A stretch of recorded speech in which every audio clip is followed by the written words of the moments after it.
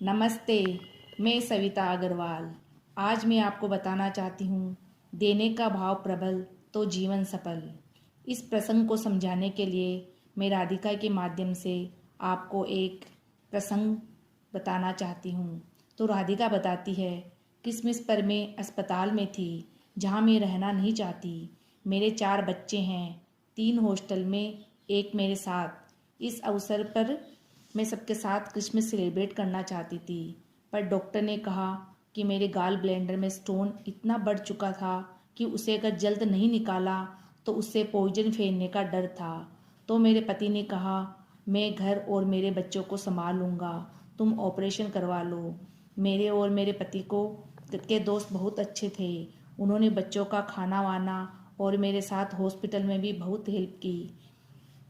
सब सही था। मुझे बस अपने सबसे छोटे बेटे की, जो मात्र 5 साल का था और अपंग था, उसकी टेंशन थी। ऑपरेशन अच्छे से हो गया और जब मेरी आंख खुली तो मैंने देखा वार्ड में गिफ्ट्स कार्ड से भरा हुआ था। सब ने सुंदर और महंगे तोहफे मुझे दिए, जिन्हें देखकर मैं बहुत खुश थी। कमरे में एक तिल रखने की भी जगह नहीं थी। तोहफों और कैंडल्स और फ्लावर्स से मेरा रूम इतना भरा हुआ था। मैंने एक बहुत ही सुंदर फ्लावर का बुके, जो थोड़ा बड़ा था, उसे विंडो में उठाकर रख दिया था। मेरे वार्ड में 2 पेशेंट के रुकने की व्यवस्था थी। दोनों बेड के बीच एक पर्दा लगा हुआ था।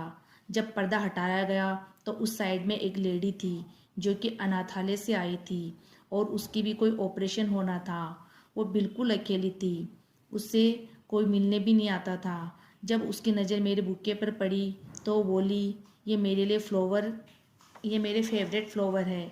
मैं उसके पास गई, उसके साथ बातें की। तभी मुझे पता चला वह अनाथालय में रहती है, वहीं अपनी सेवा देती है। तय दिन उसका सर्जरी हुई और उसे वापस वार्ड में शिफ्ट किया गया। नेक्स्ट डे हॉस्पिटल के स्टाफ ने ही उसे एक छोटा सा गुलदस्ता तोहफे में दिया। ठीक उसके 2 दिन बाद क्रिसमस था।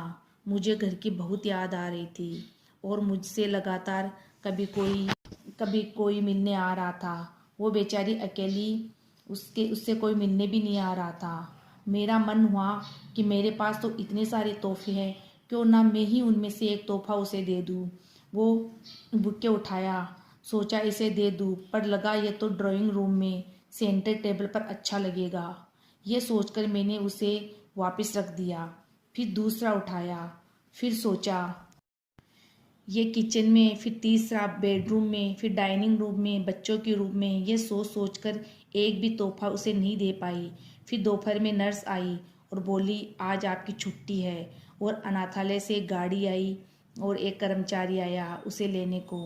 वो जाते हुए मेरे पास आई और एकमात्र तोहफा मुझे देकर बोली, ये आपके लिए। तब मुझे महसूस हुआ कि देने का मन हो तो हमारे पास बहुत कुछ होता है, और जब अगर हमारे पास मन नहीं हो तो बहुत कुछ होते हुए भी हम नहीं दे सकते हैं। इस प्रसंग द्वारा प्रकृति हमें यह संदेश देती है कि प्रकृति बार बार हमें देने का मौका देती है, पर हम ही नहीं समझ पाते। अगर हम किसी को कुछ देते हैं तो प्रकृति उसे दुगना करके वापस लौटाती है। अगर मेरा यह प्रसंग आपको पसंद आया तो प्लीज़ कमेंट करके बताएं और मेरे चैनल को लाइक और सब्सक्राइब करना ना भूलें।